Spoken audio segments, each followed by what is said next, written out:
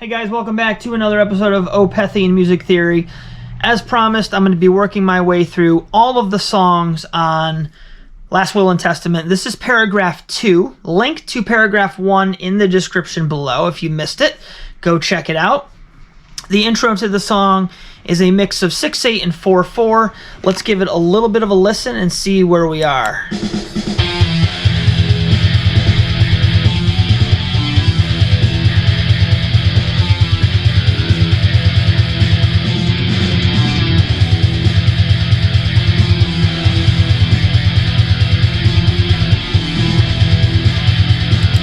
Great stuff, as always. All right, we are in standard tuning. Thank God. I love the fact that Opeth is often in standard. All right, we're starting off with an F to an E to an F.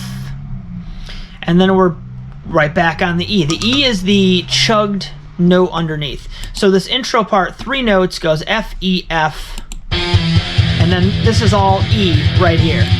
All chugging on the E. So what kind of flavor are we setting the stage for here? Well, we're in standard. E apparently seems to be the root, so we'll go like with an E Phrygian vibe here. E to F is a flat 2, which would be the basis for E Phrygian. The Fs and the E's are prevalent throughout. There's also some B's, which would be the natural 5 of E minor. There's also a D, and then more E's. So this section is essentially outlining the classic Phrygian style / minor scale that Opeth likes to use quite often, but it's signature to their sound. Let's move ahead a little bit. Here we go.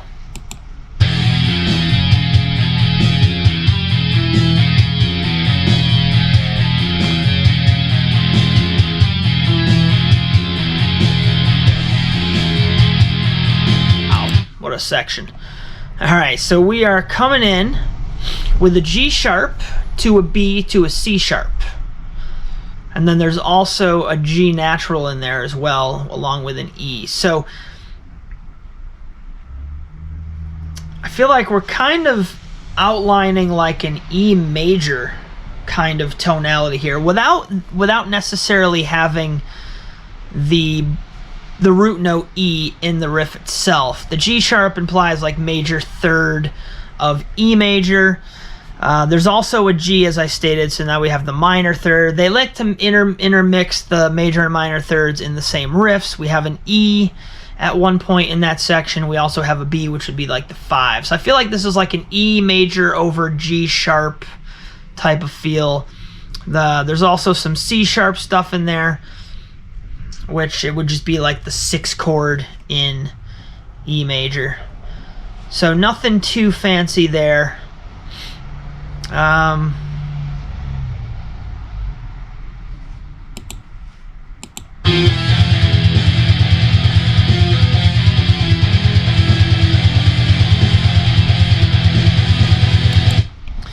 All right, for the next section, we get kind of a rehashed introduction a little bit. We have like that descending F, E, F, E thing that we had at the beginning with a whole lot of E on the chugs.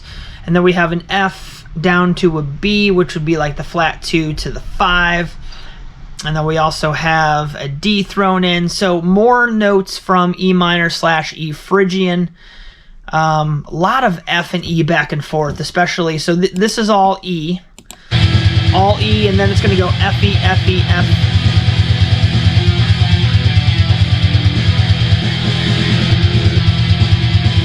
And then we have some tritones right there. The tritone's off the B flat right here. It might be hard to hear.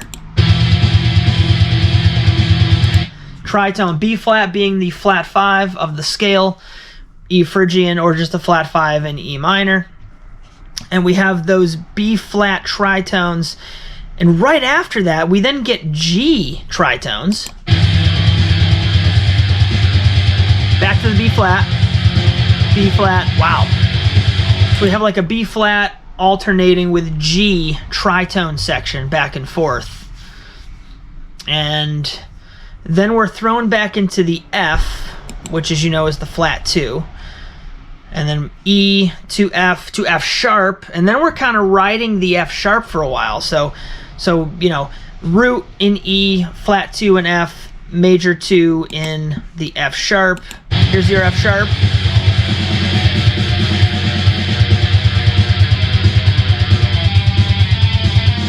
And then for those notes, we're rocking like G sharp, A sharp.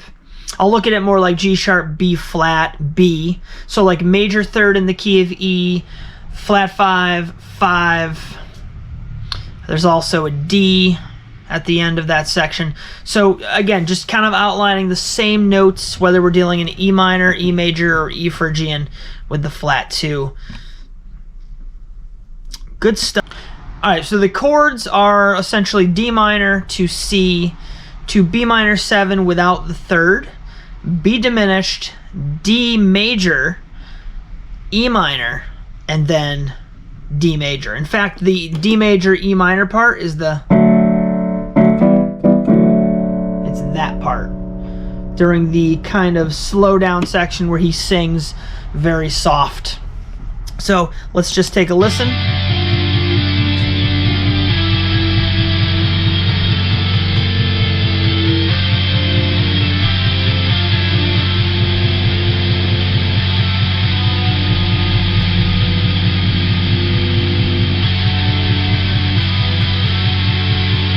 All right.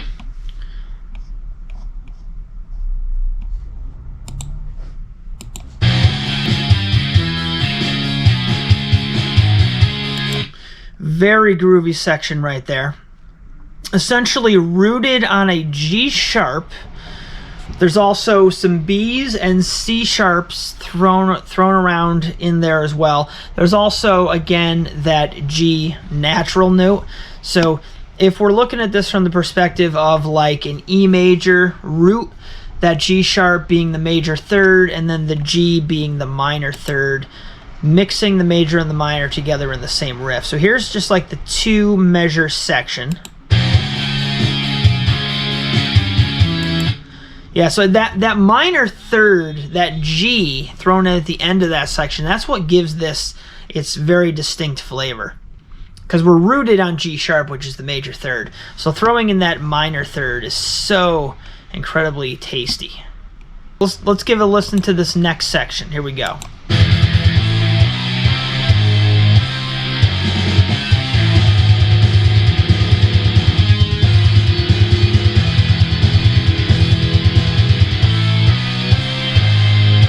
Time's on.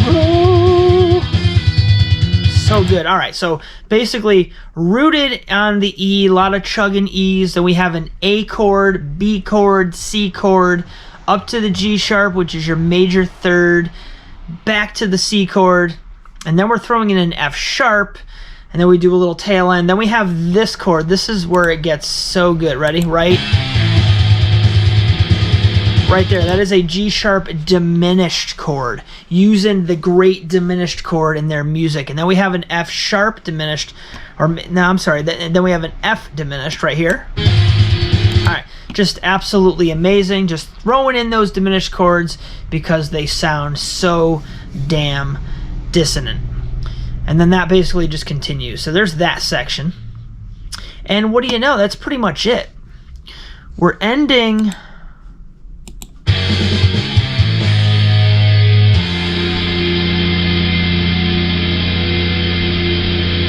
We end on that. Guys, that's going to call it for this one. I just want to play that ending one more time. This chord they go out on is a D diminished 7. Absolutely amazing. They are just using the hell out of diminished tonalities on this album, which makes things that much more interesting. So thank you guys for being here. If you're still here, please leave a comment. If you are, you're amazing. And I will catch you guys soon, all right? Thank you. Take care.